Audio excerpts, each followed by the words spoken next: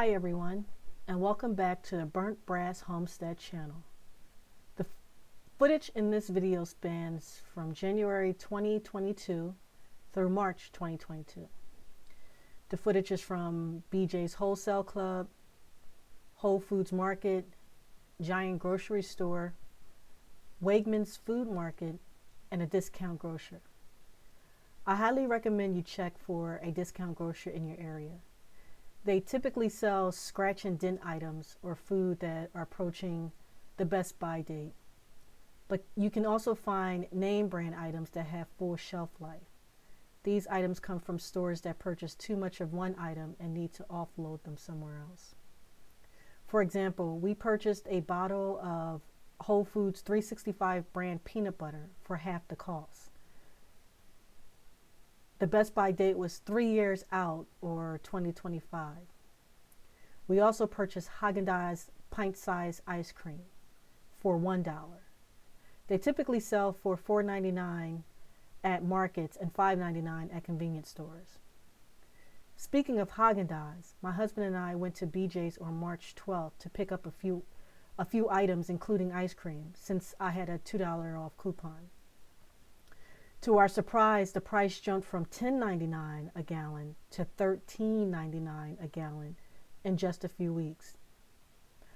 I could not find a receipt from our last purchase, but this one is from the summer of 2021. From this footage, you can see that the food shortage is not getting any better since the start of the pandemic 2 years ago. You can clearly see that I visit the same markets multiple times in the video on different days. No matter what day or time I went to the markets, the shelves were never full. The cheese section was always half empty. They get a shipment of one brand one day, but are missing whole sections of another brand the next day. However, the shelves are stocked just enough not to cause mass panic.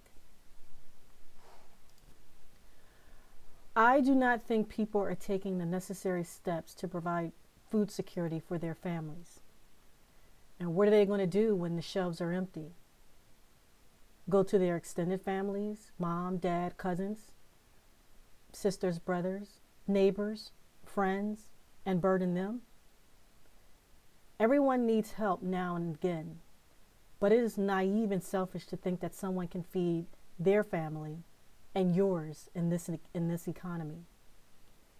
If you do not have 6 months of food for your family after all that has been going on, I do not know what to tell you.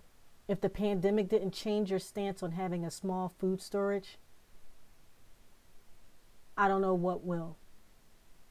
Storing food has been a way of life since the beginning of time. I remember my mom buying cases of canned food when we were younger.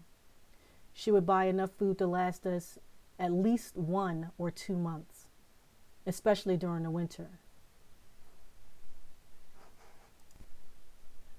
To date, we are still facing a food shortage.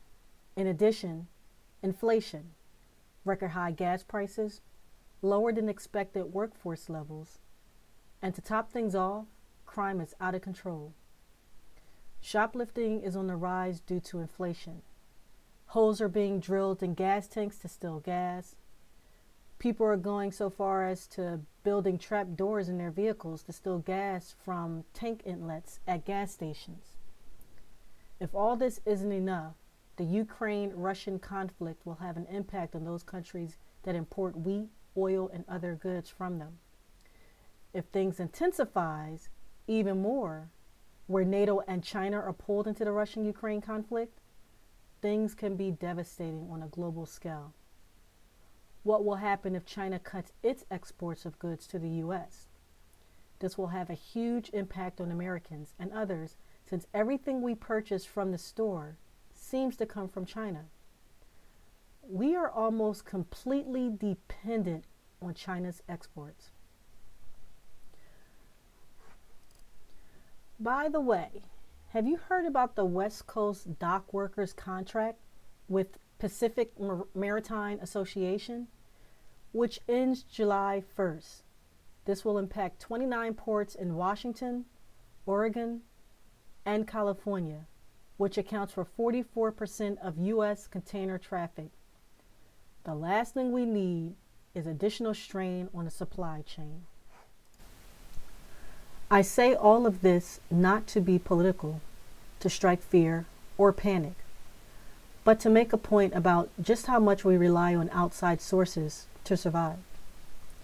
There are a lot of people seeking the old ways of being self-reliant and self-sufficient. You can do this and still enjoy life. I have been homesteading for over 5 years, during which I still enjoyed short vacations, daily and weekly activities with the family and friends, and I've seriously enjoyed it all. And I'm not confined to the house.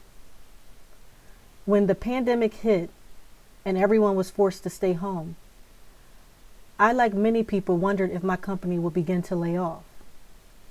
The one thing I wasn't too concerned about was eating, since I know how to grow food, save seeds, amend the soil, preserve food, and raise livestock. In any event, there isn't much we can do to control what happens outside of the country or state. We have more control over what happens in our communities and homes. We can observe and prepare for what may come. We can grow our own foods to supplement our weekly or monthly grocery expense. In turn, we reduce our trips to the store and save on gas.